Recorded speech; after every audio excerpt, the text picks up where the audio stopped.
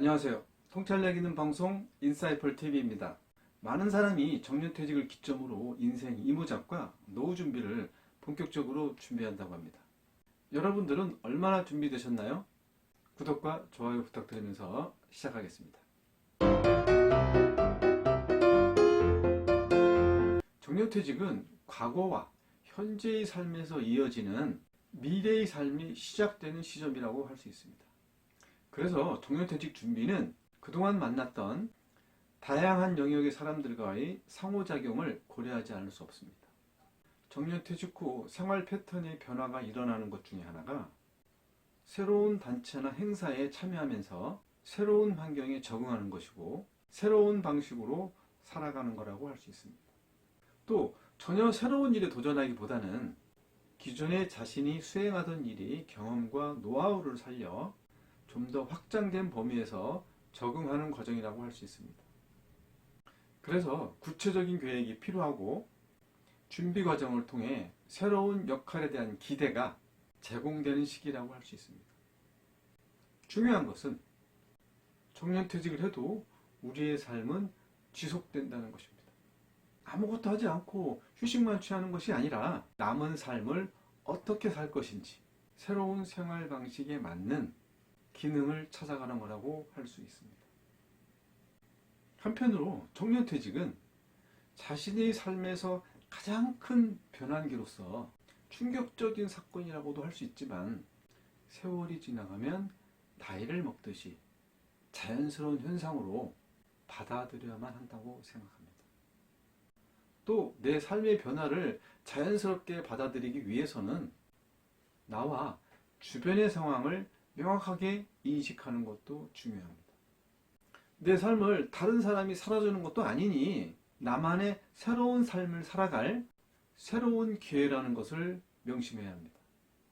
과학과 의료기술의 발달로 건강에 대한 인식이 바뀌고 기대 수명이 늘어나면서 정년퇴직은 건강한 삶을 살아갈 기회가 생긴다는 의미도 있습니다.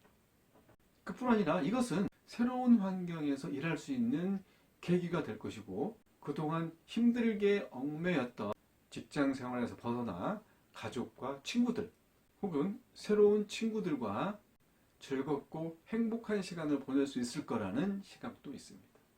저출산, 고령사회로 접어들면서 정년퇴직과 노후 준비가 우리 사회의 화두가 되고 있지만 직장인들에게는 기대와 우려도 함께 있습니다. 계획적이고 효과적인 정년퇴직 준비, 행복한 노후를 위한 방안들이 그 연장선상에서 활발하게 논의되고 있습니다. 금융권에서 이야기하는 것을 보면 퇴직 후에 여유롭게 살기 위해서는 10억의 현금이 필요하다. 적금을 들어라. 보험 상품에 가입해라. 이 외에도 연금자산, 보험자산, 안전자산, 투자자산, 정년퇴직 준비는 곧 돈입니다. 이렇게 얘기하는 바람에 씁쓸하기만 합니다. 이 방송을 보고 계신 분들도 많이 들어본 이야기일 겁니다. 그래서 평소에는 만져보지도 못하고 생각해보지도 못한 고액의 연금에 가입하고 그것이 정년퇴직 준비의 전부인 것처럼 누군가 그런 분위기를 만들어가고 있습니다. 그분들이 누구입니까? 그쪽에 종사하시는 분들입니다. 그렇게 얘기하면 그게 당장 실행됩니까? 불안한 마음에 적금을 들거나 보험에 가입할 수는 있겠죠. 그것이 그분들이 노리는 거라고 저는 생각합니다. 100세 시대가 현실로 다가오고 있습니다. 회사 사정으로 어쩔 수 없이 50대 초중반에 퇴직하는 사람도 있지만 퇴직한다고 경제적으로, 사회적으로 실패한 사람은 아니지 않습니까? 제2의 인생을 맞이하면서 다양한 경험과 건강한 신체로 얼마든지 재취업과 창업으로 경제활동을 이어나갈 수 있습니다. 정년퇴직 후에 행복하고 여유로운 삶을 위해 돈이 필요한 것은 사실입니다. 어느 정도의 자금과 연금은 필수적이라고 할 수 있습니다. 하지만 목표 금액에 타당성이 있어야 하고 비재무적인 요소도 적절하게 유지해야 한다고 봅니다. 앞에서 얘기한 적금과 보험이 나쁘다는 것은 아니지만 적금 타고 보험금 타서 무엇을 하고 어떻게 살 것인지는 없고 가입만 하라고 하니 답답할 노릇이 아닐 수 없습니다. 정년퇴직 준비의 시작은 새해 첫날이 오기 전에 새로운 삶에 대한 각오를 다지는 시기라고 할 수 있습니다. 설렘도 있을 것이고 기대하는 것도 있겠지만 새로움에 대한 두려움도 있을 것입니다. 그 새로운 삶을 혼자만 누리는 것은 아닙니다.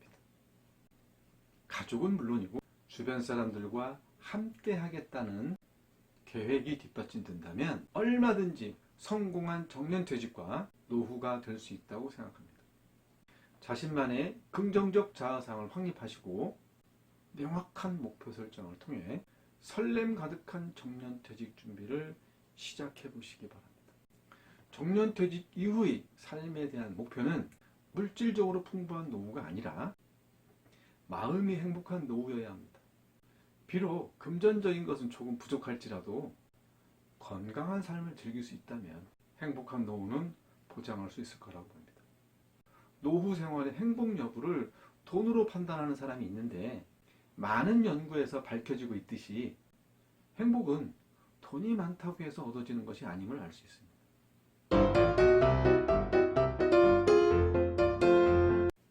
저에게 정년퇴직 준비할 때 가장 중요하게 생각해야 할 조건을 물어본다면 어떤 일을 할 것인지를 가장 먼저 물어봅니다. 그 다음이 누구와 살고 어디서 살 것인가를 미리 생각해 두라고 이야기하고 있습니다. 이 세 가지 중에 오늘은 그 첫 번째 포인트를 살펴보고 나머지 두 개는 다음 시간에 방송하겠습니다. 우리나라는 법적으로 정년퇴직 시점을 만 60세로 정했지만 명예퇴직과 희망퇴직 제도가 있어서 회사에서는 조기퇴직을 부추기고 있습니다. 나이 들면 정년까지 갈 거 없이 알아서 빨리 나가길 바라는 거죠. 취업 전문회사 잡코리아의 설문조사에 따르면 우리나라 중소기업 10곳 중 6곳이 정년까지 근무하는 사람이 없답니다. 조사에 따르면 최고령 남자 직원의 평균 나이는 52세, 여성은 47세라고 합니다. 건강한 퇴직자들의 대부분은 60대 후반이나 70대 중반까지도 일하는데 그들을 위한 일자리가 많지 않은 것도 문제입니다.